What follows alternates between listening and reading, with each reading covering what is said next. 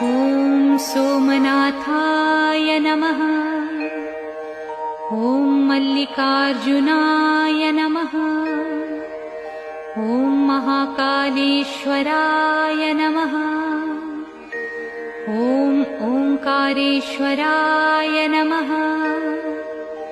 ॐ वैद्यनाथाय नमः।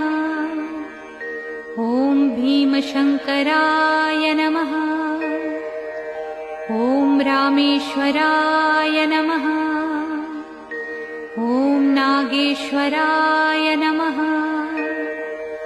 ॐ विश्वेश्वराय नमः। ॐ त्र्यंबकेश्वराय नमः। ॐ केदारेश्वराय नमः। ॐ भुस्मेश्वराय नमः।